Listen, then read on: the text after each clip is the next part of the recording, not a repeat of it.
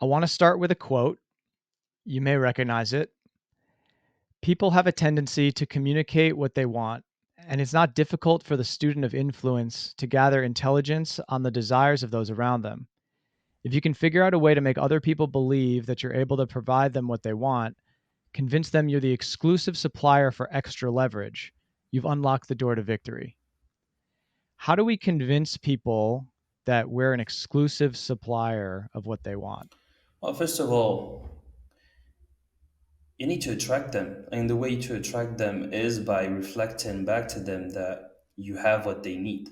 Um, there's the we live in the era of attention. Like attention is the new oil, but rather like it's raw material for something else. You use attention to get people to do something, and that's basically influence. If you're a politician, you want to transform that attention into votes. If you're selling something, you want to transform that attention into actual sales.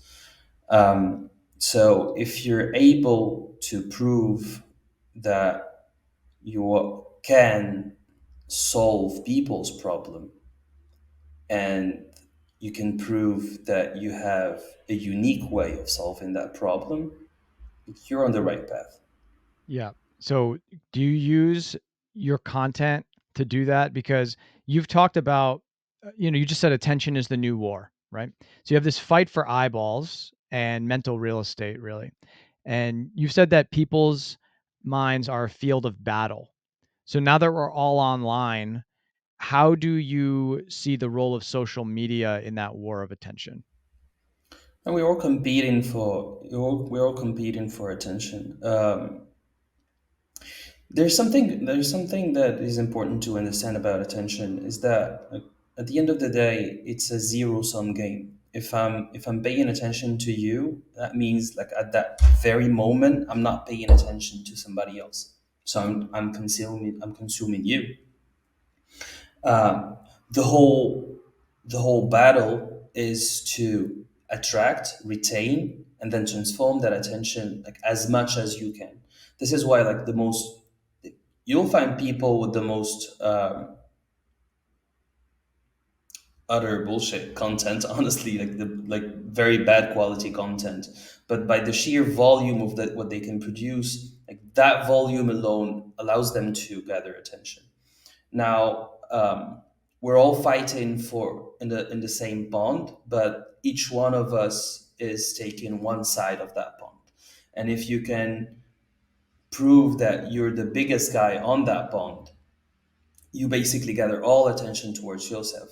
What is interesting about attention is that as much as it is a zero sum game, there are levels on which I can direct attention to you because I know I'm not going to. Like, we're not able to retain attention forever. Like we only have 24 hours per day, and if I can, after I'm done with that attention, can direct it to someone else. This is where cooperation becomes interesting. This is where like we move from zero sum games to positive sum games.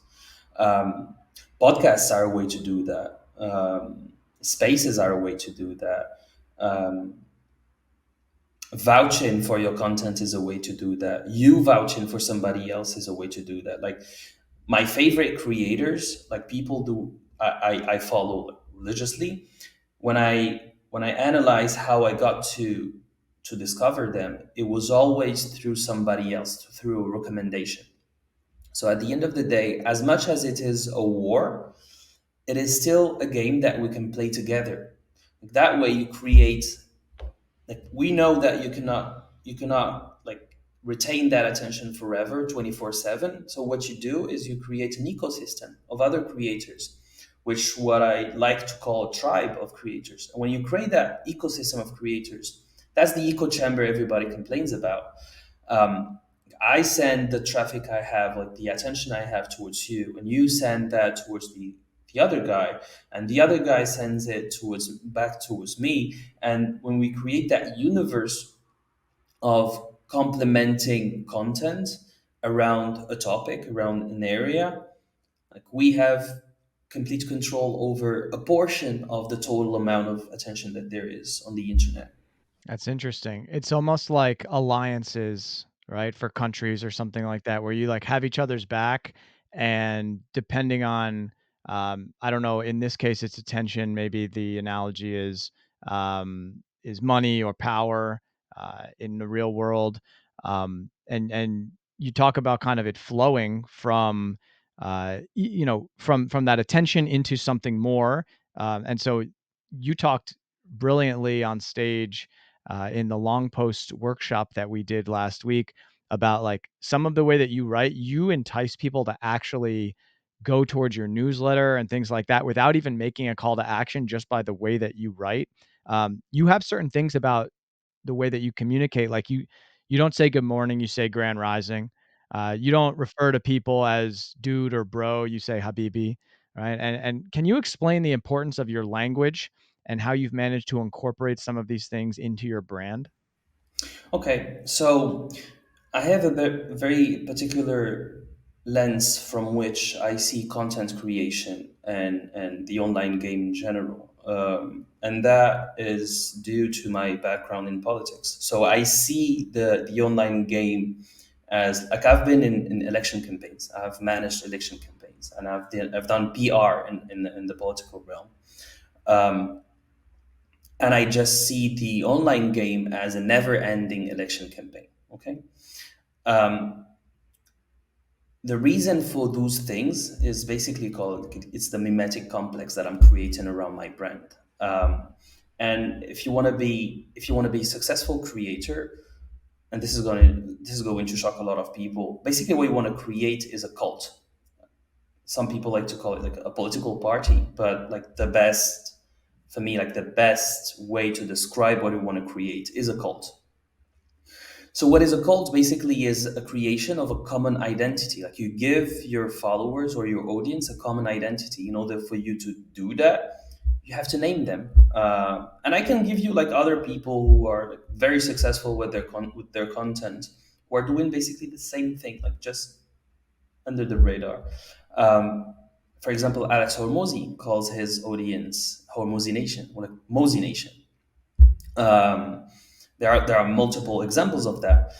The idea is to give them a banner, a mission, a common banner, a mission, and a common enemy to fight against. The enemy can be personified if you're doing politics, like it's the opponent, or if you're smarter than that, the enemy could be an idea. And this is, for example, when we sat down with Ego and we strategized his online presence, like how we go about it. And there is a pillar that you need to have as a content creator, which is you need an ideology. Like why would people follow you? Like beyond the fact that you could be selling something, right? Like the internet is the best vehicle for that.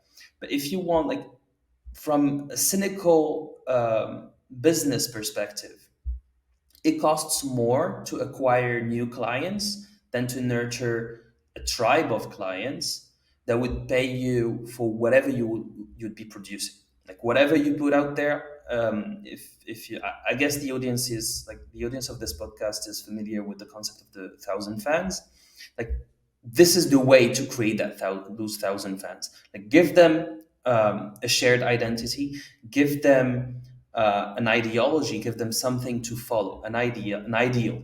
This is the utopia we want to create together. This is what we're escaping from. This is our flag, and this is what we believe in. And if you can, enemies they tend to bond people together in a more efficient way than just a utopian future.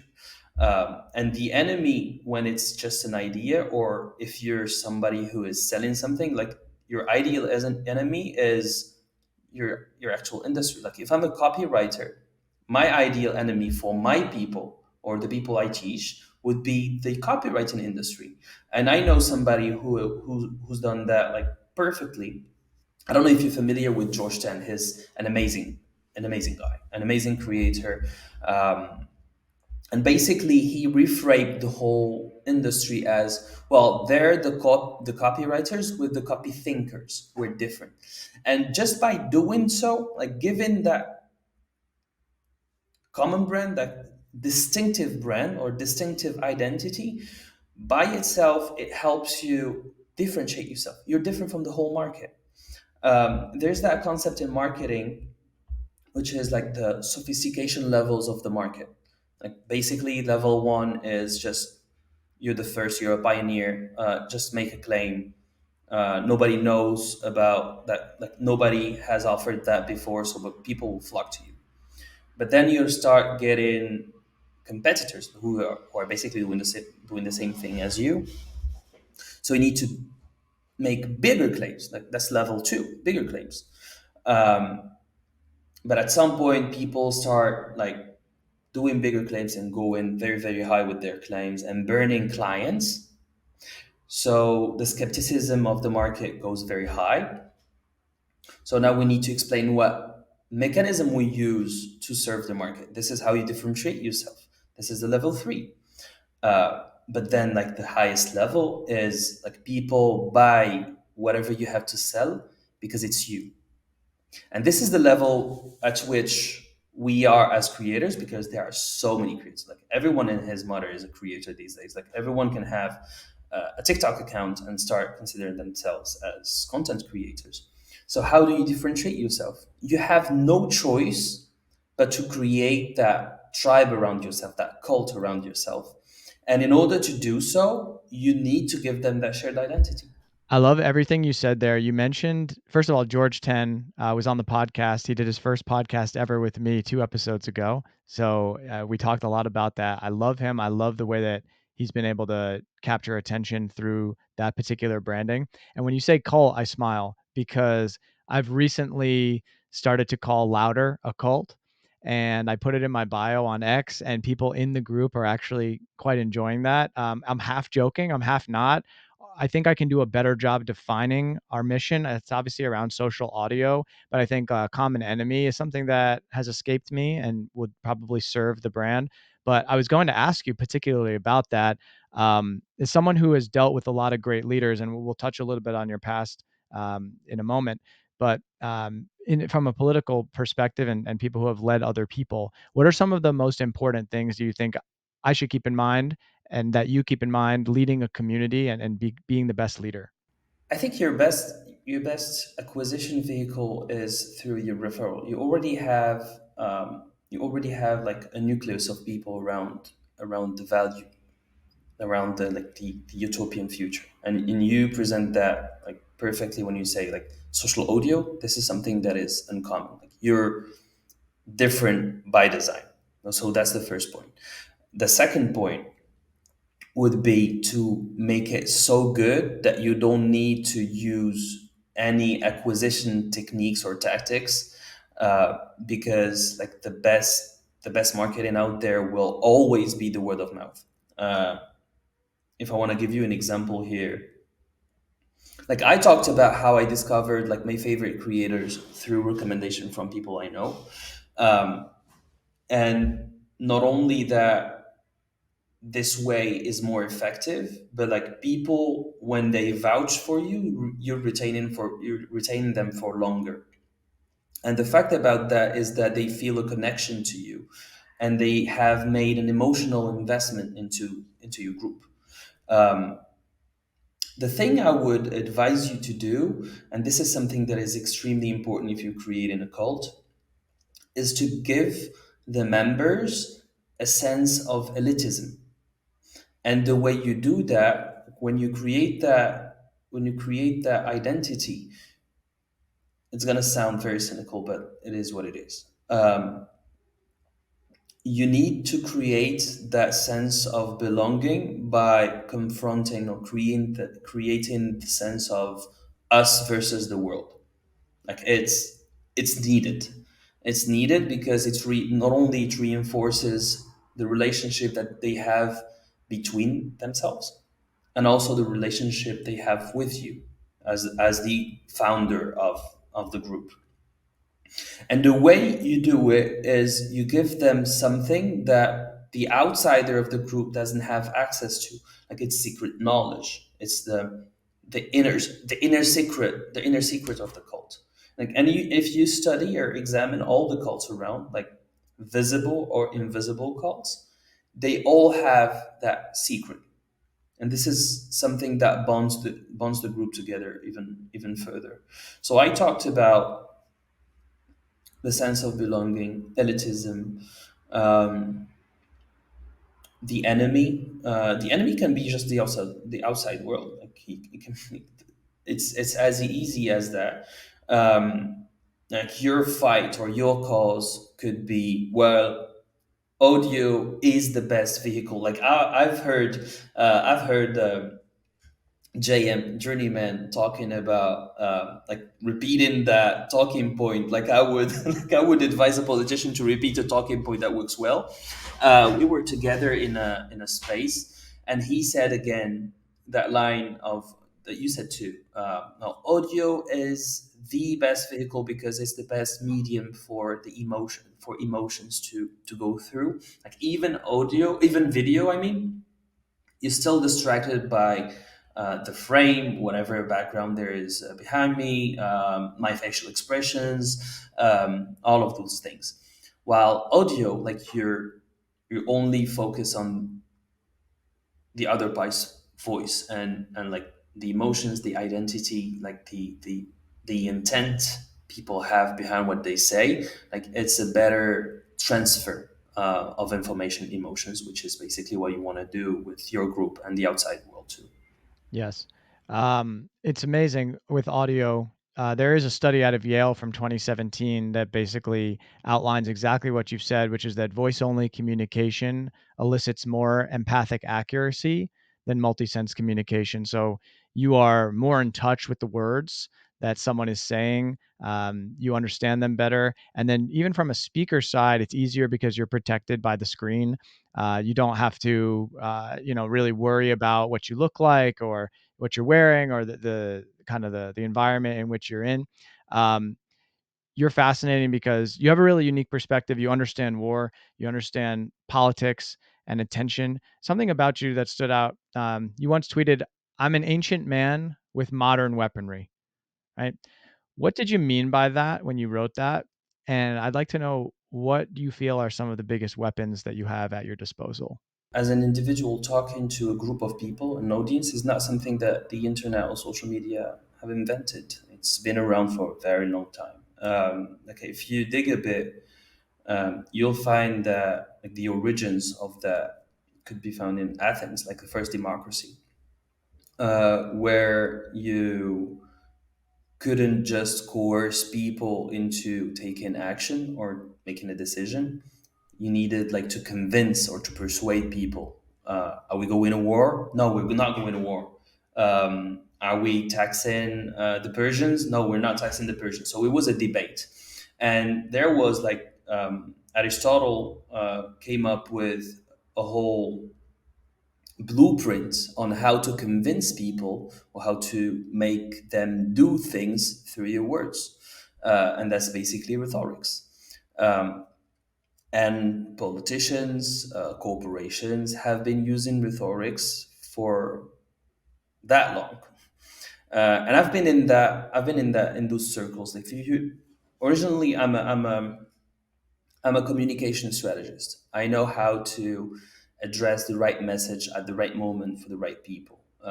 And basically, with rhetorics, you have to work on three main pillars, and the fourth one that is a bonus.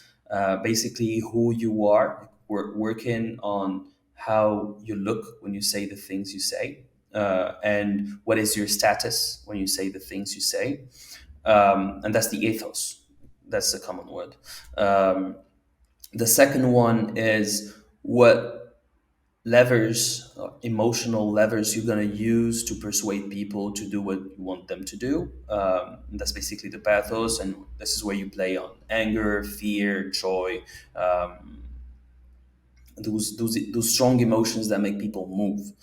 Um, but that's not enough. Like, you need to give people a rational reason why they should do. What is the incentive? What is be interested in doing what you preach.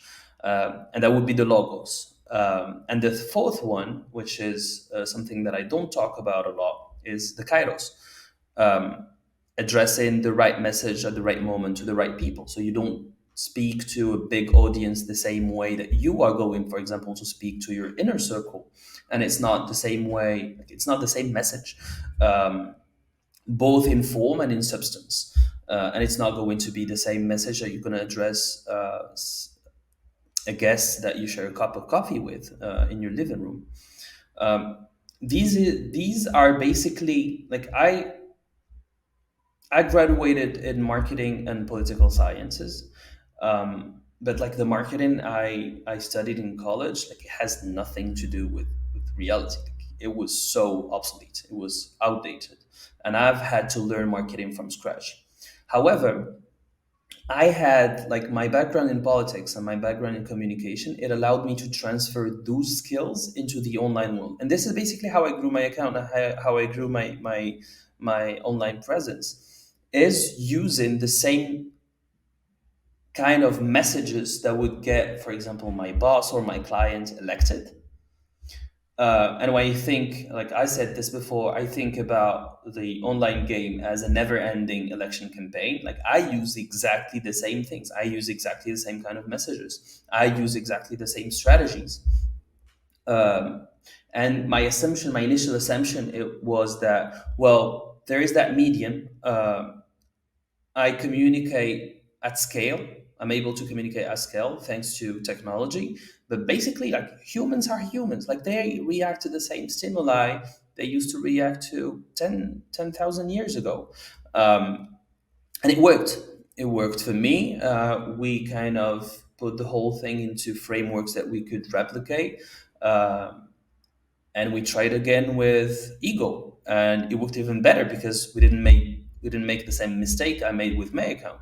So that was a proof to us that our frameworks actually do the job, and they do that pretty well. And what is interesting about that is that there are bridges that you can find between like online marketing as a discipline and rhetorics. Like there are common, like the terminologies are different, but there are common intents, there are common ways to do things, but I still believe rhetorics are the best way to do so because you don't need to trick the technology. What you're doing is you're hacking the the end consumer, like the actual human being behind the screen. um, and the difference between the two is that like if you rely on hacking the algos, you need to ask yourself this question, like what's the goal of the algo? The goal of the algo is to match the reactions of the human being. Like, what if you already know the reactions of the human being? Like you're ahead of the algo. You're ahead of the algorithm because like you're not chasing the algo changes, but the algo changes are the ones that are trying to match your strategy, which is a different framing, a different positioning. And you just keep going whether you have reach up down, whatever happens to the algorithm, you don't care because you know your message is potent and you know your message is effective, so you just keep doing that for a long time because you know it's going to work. And the better the algo is, the more efficient your strategy is. Mm. So it's almost like you're skipping that whole framework of like you're Absolutely. chasing the wrong thing. A lot of people might be chasing the wrong thing. They're chasing like what they think will work versus like what we already know will work, and the algo will just be a reflection of that emotional, psychological intent or communication. I want to go back a little bit to that bridge that you alluded to with politics and content. So yeah, you come from a politically active family in Morocco. Your first job was the advisor to the Ministry of Industry, or the Minister of Industry, excuse me. So you were responsible actually for this first social account in Moroccan politics, right? In your newsletter yesterday, you specifically said this. You said there are insane similarities between running an election campaign and growing an online audience. So is it just the rhetorics, or are there other things that you have that are similarities, or maybe you could dive deeper into those if that's what it is, and how specifically do you apply them to your content? You mentioned kind of like starting Ego's account, your brother, and avoiding some of those early mistakes. So, like, what are those fundamental building blocks that maybe you took from understanding politics and bringing them over into the online world? Basically, in politics, what you aim at is first building what we call a constituent. Like it's gonna be the first like the closest people to you who are going to spread your message. But then you need to know what kind of audience are you targeting. Pretty much like a content creator. If I'm interested in creating content about, I don't know, fitness, I'm not going to be talking about JavaScript, or I'm not going to target coders, right? So basically, the strategy you're gonna craft for yourself in order to get elected is to gain as much, like, it's mainly in a game of attention. Like you need to capture that attention even before you become a candidate. Like you need your party to I don't know how is it called in English, but basically your political party to support your candidacy, and then from there you're the official running candidate for that party. But just getting there, it's a long process because you need to prove internally that you're the best representative of that party. So there are things that you need to say in order to be um, approved as the candidate. Like we're not, if we're the conservatives, we're not going to put out there a liberal to defend the conservative party. So you need this internal signaling, right? But you also need to get as many people as possible within your reach, and those people are not as sensible to the same topics. So you need to be able to stretch out a bit your narrative arc in order to be flexible enough to get those people and gradually get them into your ideology, so to speak. And this is basically what you do with content. Like in your top of funnel, basically you have internal signaling and external signaling. Internally, it is very hardcore. Like you play on the what I was describing earlier. You play on the rhetorics of we are together, we stick together, we're better than the others. Fuck that guy. We're the best because we know what they don't know. That's what you communicate internally, and then obviously you add on some educational value, you add some entertainment inside. There's a whole, the underlying message is we are together. But then you need another kind of message, which is your external signaling. And if I was to make the parallel with marketing, that's your top of funnel content. And the aim of that top of funnel content is basically acquisition of new eyeballs, new followers that you need to convert into your inner group. So this is basically like the first one that comes to my mind. The second one would be how do you build that? How do you build that ethos? Like who you are to your audience? How do you build that authority? Why should I follow or listen to what you have to say? And this is not something that you do with one post. Like this is something that you keep building both internally, because you need to prove yourself as a worthy leader of the movement you're creating or the group you're creating, but also externally because you need to prove to people that you actually are worthy of their attention. The kinds of message you use in order to capture attention are going to be different than the messages you're going to need to actually retain that attention in order to convert that attention to the inner group. So basically, if you're, and this is something that I tell my clients, I work on with them on that. If you want to capture attention, there are a few techniques you could use that are so easy to implement. If everybody's saying the same thing, you need to find a way that is emotionally appealing and rationally sane, um, that is completely contradictory with whatever people are saying. an example of that, I'm going to use ego because like I'm not going to use my clients as an example. Like ego's account came at a moment where everybody was repeating that Ryan Holiday sentence, ego is the enemy, and we knew we had something right there. If you read Jung, if you read Freud, you could build up a whole ideology explaining rationally and emotionally how that sentence is wrong. And it was especially effective given the fact that it was mainstream to say, like, kill your ego, put your ego aside. And this is something that people still, like, you could still run up on that narrative, but it's so easy to, like, if you're solid on the back end with your ideology, if you're solid, if you did that work, because it's work and it's work that most people are not willing to do, but if you're able to go against the wave, you have captured the attention. You're created basically a contrast. Think of it as, imagine like a gray area with a red ball somewhere in the landscape. You are going to notice the red ball, right? And this is basically what you create. You create a contrast. Once you have captured that attention, then you need to retain it. What makes you legitimate to talk about what you talk about? And this is where you insert storytelling. And basically, your storytelling needs to be divided in two ways.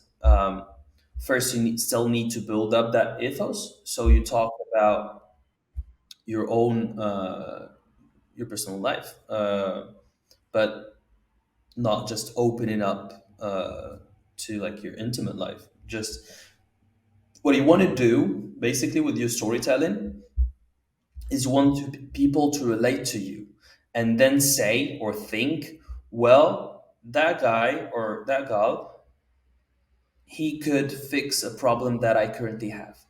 An example of that, I will talk about a struggle I have that I know my target audience actually has. And I'm going to use, it's basic copywriting, but it's also rhetorics. I'm going to talk about how I was in the same situation, and ideally I would use like the same words they would use themselves to describe their situation. This is how I capture their attention, and then I nurture that attention through saying how painful it was to me, and this is how I felt. Like, this is the emotional pool. If I'm talking about like leaving my 9 to 5, I'm going to talk about like having this feeling in my stomach. I'm going to talk about going deeper than the rest. Like, just not use the same words as stuck in traffic, etc. No, like, go deeper in that, like the appeal to your senses, listening to the honks, the smoke of the cars, those little details that you don't necessarily notice, but you could like just spot and place correctly in a specific order. But then you show how you fix that situation, and you talk about how you couldn't leave, for example, how you couldn't leave that job because you needed that salary, but like you had a lot of willpower, and that willpower came through hope, and you learned that you could actually do something on the side. So I started investing my time into creating that online presence of mine. And each day, I didn't rely on that, but each day I would add follower after follower after follower after follower. And at some point, this is what and then you can get technical. This is what I used to get those followers at first. And you embark those people in your story. This is how it fixes the problem that you have. So you're an authority. I relate to you because I feel the same things as you, and you retain my attention because through the whole story, I like that you were a reflection of my life, or a reflection of what I want to be. um yeah. Yeah, I mean, in politics, that's really what it is, right? It's a big storytelling game, and I can see how you directly bring that into your writing, and going through that process, it's like learning to be a better storyteller also forces you to be a better writer and a better thinker and a better feeler, because you have to, like you said, take yourself into those moments to be able to describe and to capture the emotion and the attention. There's so many things. I always talk about this, how like content creation and personal branding is the most accelerated form of self-development in a lot of senses, as far, especially as far as like hard skills and self-awareness go, because you really have to tap into things that resonate with other people in real time and you get that real feedback. And there's a lot of early stage creators, they struggle with this. They're really trying to get noticed. You mentioned kind of like that red ball in the gray and it kind of standing out. I see a lot of ideas being like recycled over and over again on the feed. You've talked about this framework of N+1. Can you open, and you talked like contradiction is part of that you mentioned. Yes. Can you talk about N+1 and how people can use that or think about it to differentiate themselves? Well, basically, one way to get noticed and create that contrast with the rest is one is it's still like the same levers you pull. One way is to create that controversy, go against the wave. Another way to do it is to be more precise than everybody else. Like if you can be, and Alex Finn, NFT God, is a master at this, by the way. He goes like the extra mile beyond what other people do. Like I could be talking about audience growth, but then he gets super precise, like laser focused precise on, well, I've tried this thing and I saw this percentage of growth, and I tried this thing and my reach decreased by this percentage. You should be doing exactly this, you should be doing exactly that. There is a mechanic to it. You see what I mean by that? So if you could, one, go against the wave and then be able, and that touches on what I talked about earlier, which is like you need to like be very solid on the back end of your narrative, because you don't, if you're only using ethos and pathos and you miss out on the rationale, like you're not talking to the whole brain. You need to talk to their brain and their, to their hearts and their brains. If you can be more precise than the rest and put in an effort that nobody else is willing to make, for example, nobody's going to go through that whole bunch of code that X has shared, but Alex did, and since he did that, like it's like that preciseness, like it attracts eyeballs by itself. And that's the N+1. You say what it is, and you go the extra mile above that, and that guarantees that at least some people will see it. And you count on the fact that you have been so good at delivering your message. This is basically what it is. Like it's people seeing you and sharing whatever they saw to their audience, and that audience, like it goes beyond just like their followers. To me, for example, I would rather my audience to see a tweet of mine and actually show their friends or their family, have you seen this? I prefer that to just like sharing a repost or retweet my thing. You see, it's more powerful. And when you go beyond, like your goal as a content creator is to go beyond the technology, is to touch on the human beings. If you can impress the human being behind the screen and they actually want to share whatever they found about you, like imagine the impact of that recommendation on the next person. And if you can recreate that same dynamic with the next person, they're gonna do the same. And this is how you create cults. We talked a little bit about this before with the audio. Like I really feel like that is a way to quickly resonate with people in a more emotional way to get them to then Well, vouch for you and do all these things where you can be really precise in your speech. You can people understand you. Like there's so many things. This is from your book Vizier. You know, you talk about the three primary modes of thinking, and one of them is auditory, right? And these are people yes. who learn best through listening. You said that auditory thinkers often fancy themselves intellectually superior, but they are highly susceptible to suggestion and often quite blind to their own biases. So, you've told me that you started to get a little more into spaces, you're excited about them. How are you using them? And how can other people use them to spread ideas and gain influence?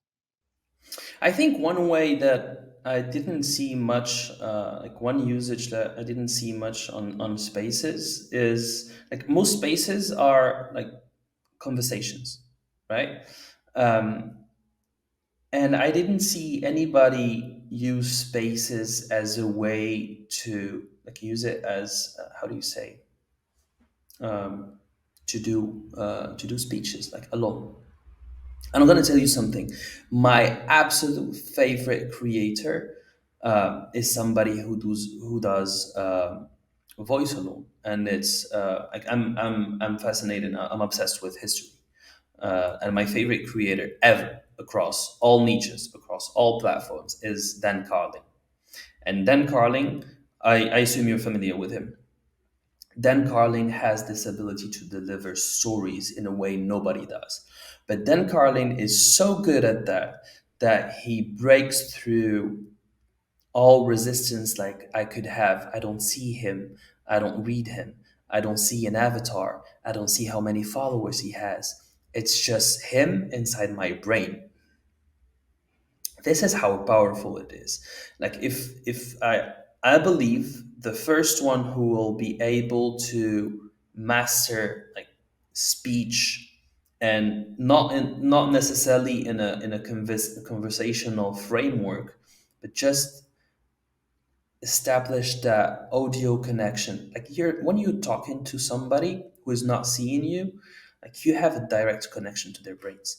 And if you can recreate that, it requires that you actually have one good content, two incredible storytelling abilities, and three that you're talking about something that people are interested in the first place. But if you do that, like the first guy who is going to do that is going to be so successful.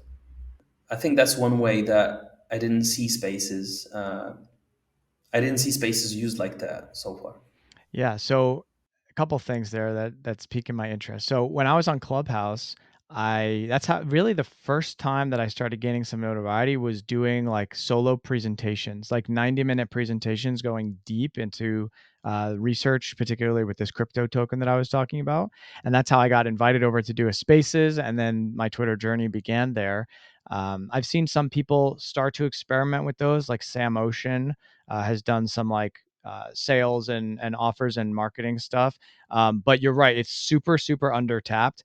And I just started an audio newsletter. So instead of getting a long written newsletter, I'm doing like 2 to 3 minute little audio nuggets that are a little more motivational. They're not educational, not yet. They could go really wherever they want, but I'm kind of playing around with this medium of just being in people's ears every day in short clips. So it's not spaces, but it is audio. So I'm interested, like to see how that goes. What do you think about that? Like, is that novel to you? Do you think there's some friction there to be getting like a little MP3 in your email inbox every day? I think you can train. Sorry, I think you can train people to get used to it. Like it's a bit unusual, so you might, but it's also novel. Like people are drawn to novelty. So there's that. Uh, I don't think of myself as somebody who is especially smart. So I draw conclusions from my past reactions. And like when I received, I was so curious about it. Like I knew it was audio. You said something along the lines of get used to this. So I dive deep in it. And if you can hook people and create that, like open the loop at the end of the content, like the specific piece, if you can open the loop so you let them expect the next one, like Dan Carlin, like fucking Dan Carlin. If you're waiting at the end of the episode, you're waiting for the next one because he opens the loop. He let so many questions unanswered that you expect or you're hoping that he's going to answer the next episode. Like if you can create that series, that link between the episodes, and think of it like an audio podcast, and I think you'll be very successful with that. Like you have the voice, you have the content. You have mastered this format, like this audio format. You know how to use it. You sound good, so there's that too. Um, and you're not insecure, and like people listening to you can feel it. So I guess like you'll see, like I would bet on you. Thank you. Yeah, I think you're bringing up a lot of amazing points throughout this conversation where I need to increase. Like, I think I have the medium down, and I think I have some sort of, not a moat, but definitely like a lead in kind of the branding around audio. But I need to increase my storytelling as far as like one note to one note. Like you just said, I hadn't really thought of that, like creating more of like a weave between days, or like the logos and the ethos and the pathos, and like kind of having a better, a more intentional framework for what I'm building as far as this cult goes. So I love everything you're saying. It's really interesting. My goal is to really educate people and to educate them not just on like how to use this stuff, but to also like realize their power. You had mentioned that you went to school, you graduated with marketing and political science degree, but it didn't necessarily translate. You and your brother Ego have Social Skills University and a number of other educational products. I'm curious your thoughts on kind of education right now and how it's evolving given the scale at which we have the internet and a lot of free resources, courses, cohorts, all of that stuff. Where do you stand with education models now? Well, it's the far west. Like right now, it's the far west with the with online education. Um, on one hand, we have like an obsolete model, which is like the traditional school. Now, people think of traditional school as a trash product because it doesn't provide what you expect it to provide, like the actual knowledge that you need in order to go through life and be successful, whatever, just get by. I think it's wrong. Like it's an excellent product. It's an excellent product for this reason. You are not the actual client of that product. The actual client of that product is corporations. And if you go and study how the current schooling system across the globe, how it was designed, how it was created to create uniformity. And that uniformity is what required of you, like, and um, to get rid of your individuality. You need to be a human resources. That's what expected from you. And the client, as I said, is the corporation. So the corporation doesn't need individuals, they need resources, human resources who are able to work. Now, this model is outdated because we went from the industrial revolution that created that system through the information revolution, which is the age we're currently at. So naturally, the way education is done is necessarily going to change. People these days, you could learn a craft in 6 months and make a living out of it, and not having to use anything you have learned at school. So there's a lot of good in online education. Now, I said it's the far west because everyone wants to sell something, and education is the easiest way. Like it's cheap to produce, but not all information out there is worthy of what you pay for. So people get burned a lot, like with paying very expensive trainings that don't train for anything, just some guy rambling about his life. But I think what made the previous system successful, which was like the norms, and the fact that today it's the far west, naturally the cream will rise to the top, and you will have brand names, and already do have in different niches of people who are reliable by their reputation. So if you hear about, I'm going to use that example again. If you hear about Alex Hormozy, you know that what he does is good because he has the ethos, the pathos, and the logos to share it. But also, like the back end is actually good. Like the more actual experts are going to provide education, the better it is for the whole market. Another point that I'd like to bring up here is everyone, like we can push the educational philosophy a bit further. Like everyone has um, their own experiences, they solve their own problems, but we're not that unique. Like education doesn't need to be like a curriculum, like a very rigid curriculum of things that you need to follow in order to get to. Like if you had an experience, a problem that you could solve, automatically you can teach somebody to solve it the same way. And if it's not from you, that if it's not like the same problem that person solves, any problem can be turned into an education. Like this is how you gain experience. If you learn if you want to learn how to ride a bike, um, you will fall and you get back on the bike. It's the same for horse. It's the same for writing. It's the same for anything basically. Like every single project that you want to or problem that you have solved can be turned into education. And I think this is not only the future of education, but it's already the present. Podcasts like these are educational by design. Like you get somebody who actually knows something about something and you have this kind of conversations with them. Like I said, you don't need that rigid curriculum. Like conversation, people learn from conversations as well. 100%. Um, and really, like, paying attention to everything else and where you can offer value, like, the the medium and the vehicle in which you put it is almost less important as, like you say, kinda solving the problem, especially when no one else is solving that problem. There's a lot of stuff that, is being said over and over, and people trying to solve the same problem with a slightly different angle, when there are more aggressive turns that you can take. And I want to read one more quote from your book, which is about it says, "Power players never fail to take stock of their surroundings and attend to the movements of the people and changes in the environment. Your attention to detail and habitual vigilance will help you notice pressure points and unspent potential waiting to be leveraged by the astute influencer." So again, like I see a lot of these patterns on the feed, and I'm trying to help people break free of those, whether that's just the way that you write your short form, whether it's, the long form stuff that we've talked about, and audio in particular. Like I really don't see people harping enough on the audio.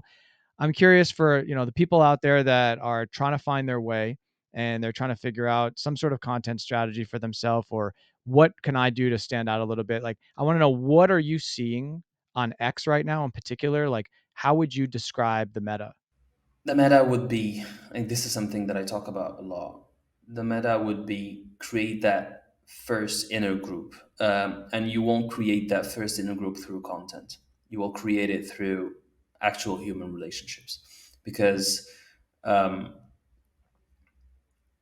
like the algorithm changes a lot, and you cannot count. Like you won't become someone before there are like an initial group of people who will vouch for you. And I say that a lot because it's extremely important. It will always be the meta. Having that those initial people that will talk about what you do, that's the first thing.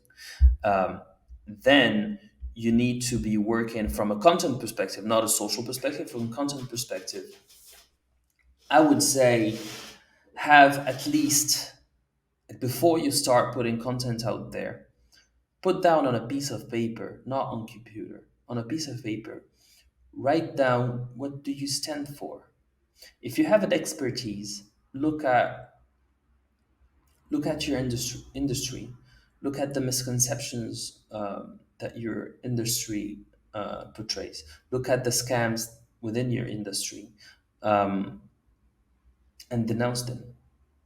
Position yourself as the champion of the people. For example, if I have been a lobbyist, and I talk about whatever bad is happening in that industry and how it impacts the general public, I position myself as a whistleblower and I'm the champion of the people. And then I can allow that inner group that I have created of people around myself to spread that word beyond. And this is how I gained the first traction. Then you need to be able to like formulate your content in a way that is attractive, play on the attention, transform that attention into an actual conversation with the audience. From that conversation with the audience, that would be like middle funnel. From that conversation with the audience, you move on to actual education. This can sound a bit too theoretical. Let me give an example here. Have a short form about those things I talked about. Like you have your manifesto written on a piece of paper. Have a short form about it, and then move that short form to a YouTube video of 30 minutes or 1 hour. And on that YouTube video, you would explain the problem and the step by step. If I was new, this is what I would do, and the step by step process by which you solve that problem, and you direct all traffic that you get through like attention grabbing on X, instead of having a call to action which is like buy my book or buy my program, sell more content. What you want to do is create a rabbit hole of content, to the point where, like, I have found myself lately going, and I know a lot of other people do that too, type the name of the creator and type whatever question I have. For example, Gary V content creation, or Gary V churn, or Gary V whatever question I might have. Instead of relying on a platform like Google or ChatGPT, I want to know what Gary V says about that specific thing. This is exactly what you want to create. You want to create so much depth of content that people will rely on you for information. Now, you would say, okay, but how do I monetize that information? There is that 7 hour rule. Like if somebody spends 7 hours consuming your content, that creates a bond that is so strong that whatever you, like 7 hours is a very long time. 7 hours, it means like you have established trust. Whatever you serve that audience, they are going to, whatever, even if they don't actually consume what you're selling, they want to, like, you have created a bond that is so strong that they just want to support you. And at some point, people are going to ask you, like, give us something to buy from you. And this is what happened basically with my book Vizier. Um, I had no intention of selling a book. Also, because I have no pretension of being an author, because that might be insecurity, but I'm very aware that I'm not a native speaker. And I don't think in English. I actually think in French, and then I have a whole process of translating what I'm thinking about, and then sometimes it doesn't make sense at all what I'm saying. But yet, like, my audience asked me for this, and I needed to provide it. I needed to provide it. So if you can do that for your audience, they will support your livelihood forever. And as long as you can provide education, entertainment for those people through that rabbit hole of content I was talking about, like, you good for life. But you're making my brain like you um think on just a different plane than basically anybody that I've come across on this platform. I'm incredibly intrigued by you. I think that what you're doing with your brand is fantastic. You've been at it for a really long time. I Thank don't think you. people really understand how long and how deep and how thoughtful. And hopefully, this conversation gives them a little bit of insight into the way that you approach this stuff, particularly your background in politics and with very high leverage human activities, and the way you're able to like capture the necessary storytelling and overarching frameworks that go into succeeding in the real world into creating content for quick growth and for big impact. It's brilliant. It's thoughtful. I appreciate how accessible you are and how different you are than everybody else that's creating that I've seen. And so I'm very, very grateful that you came on the podcast and we were able to have this conversation. I would love if, first of all, share anything that you're excited about right now. I'm really curious, like kind of where your head is at as far as products, content, life. What brings you fulfillment, and what are you looking forward to? And then please share anywhere that you'd like to send people online.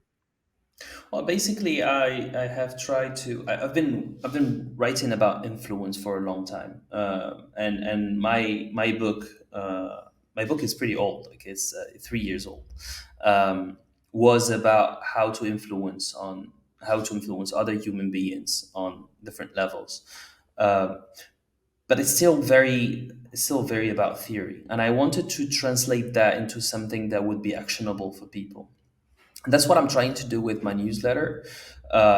So I invite people to join my newsletter. I'm actually working on a workshop that would apply whatever I'm telling you, like my methods to content creation and online business in general. How you can capture attention, engage in a conversation with an audience, create a group of raving fans, zealots, that cult around yourself, how to monetize that, either through infotainment or info products, or even like one-on-one mentoring. If you have something to teach, the best way to make a living out of it is still like taking one client and focus on that client and customizing your solution to that person. So it's included in my workshop. That workshop will be live. I'm still working on it. So